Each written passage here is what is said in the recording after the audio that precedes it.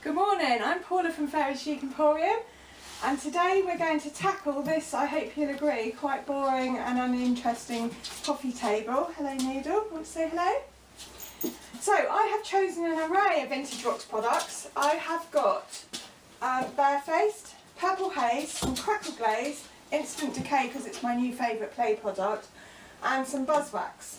I've also got some IOD moulds and some dry clay, and I've also got some decoupage napkins. Now the first thing we're going to do is make some moulds, and I'm going to decorate this and make it much more interesting with the clay moulds, and then when all of that's decorated and done we shall crack on with the paint job, which will be the fun bit really. So when I get set up and started with this, I'll show you how this works, so I'll see you in a bit.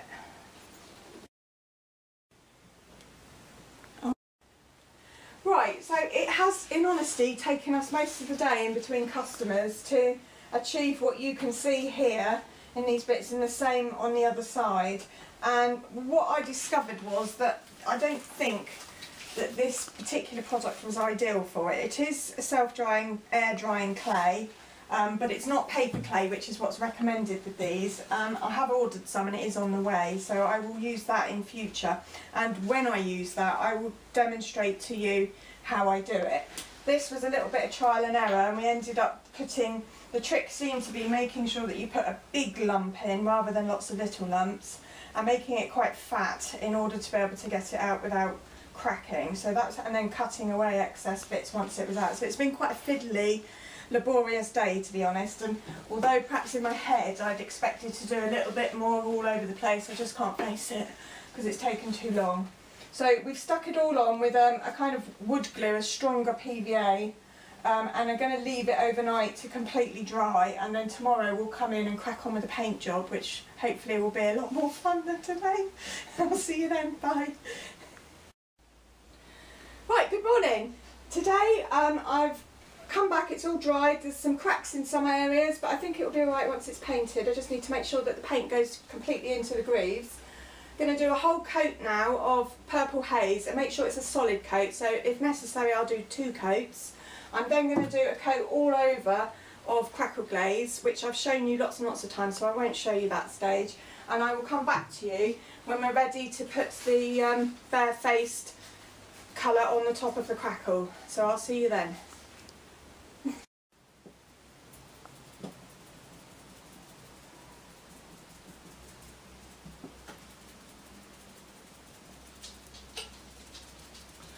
Right, so I'm making a start on the Barefaced coat. I've decanted it into a tub just to make it easier to get the sponge in. In the past I've used a brush at this stage, but I'm using a sponge, and I'm being a bit random with it, overlapping it so that I don't get the mark of the sponge, but I'm being quite quick because I don't want to start messing up the Crackle. So quite reasonably thick paint, so that it all goes on at almost first attempt. And don't worry too much about all the little bits because I can go back with a paintbrush and do that, so I don't need to keep pressing with a sponge. But I think you'll agree, just by putting a different colour of paint all over it, and these IOD moulds that we've done have just made it look so much better already. I'm really chuffed with it. So I'm going to carry on just sponging, just like I'm doing, all over the piece, and then dry it off with a hairdryer, and then the cracks will all form, and you'll be able to see what it looks like before we go on to the more decorative stage of the project. So I'll see you in a bit.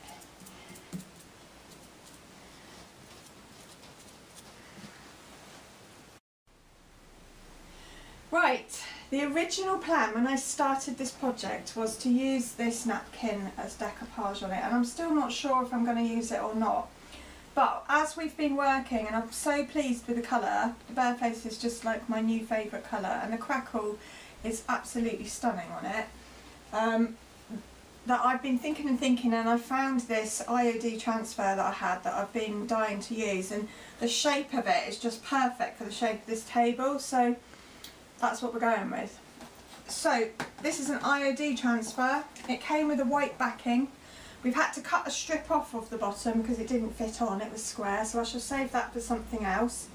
And then we've placed it centrally, and I've just masked it off on one side because with these transfers you want to keep peeling back to see what's transferred through. It comes with this stick, and all we do is rub back and forth at a slight angle, so not like that, but like this. And we keep rubbing back and forth, and gradually you can see it's peeling, it's coming out the other side. So we're just going to carry on rubbing away to reveal the whole project. So when I've got it off, I shall show you what it looks like.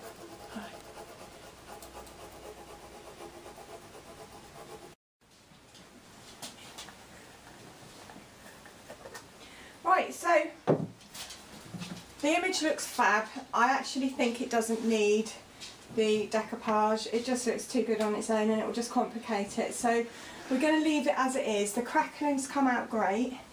I have given the whole piece a coat of finishing cream to protect it because it's a hardware item, it's a coffee table, there's going to be spills and so on. So this will protect everything, and it also seals in Mr. Finicky Fox. So we've done that everywhere. We've then used some hard sandpaper, 80 grit, to pull back some of the colour that was underneath, which is quite nice. This bit under here just looks fab. I love the IOD on it. So the last thing I want to do to really pull this out and pull the whole thing together is add some instant decay. So in order to do that, I need to put wax on first. So you can put, just mental note, you can put wax on top of finishing cream, but you can't do it the other way around. So because we've done the finishing cream already, I can now put wax on everywhere, and then we're going to play with the instant decay, so I'll show you how we do that. Okay. Right, so we've done a coat of beeswax all over it, and I've now decanted some instant decay into its lid, and I'm using a stencil brush just to gently push it into the nooks and crannies of the moulds that we put on right back. Feels like last year, but it was only yesterday, to really bring out the detail of what we've done. Now if I go too over the top with it, I can just stick some clear wax on the top and it will act like a rubber.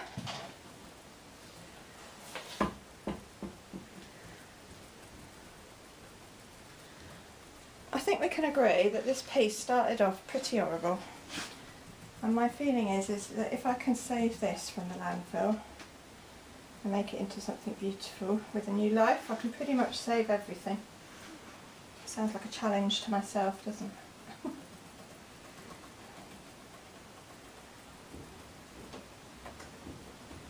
do we look like? I don't think this needs lots like the previous piece that I did. It just needs... So I'm going to sort of brush it, and then my rag has got some wax on it, and I'm going to blend it in. So it's just, and if I use the rag to obviously take the top off, what's left in the creases will still be there. So now it's looking quite naturally old, which goes perfectly with all the cracks that we've created.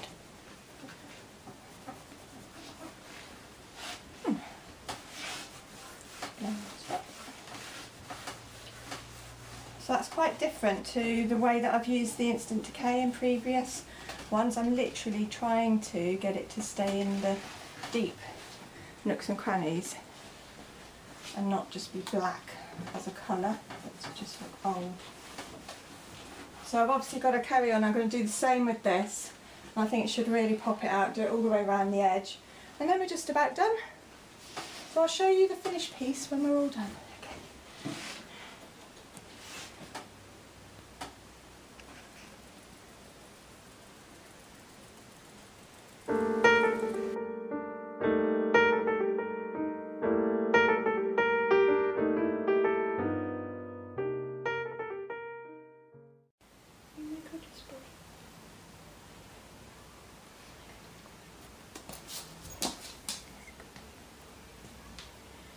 Right, so it's all finished. It's been quite a lot of work and a lot of stages and processes, but I hope that the video has shown you clearly enough sort of what to do in what order.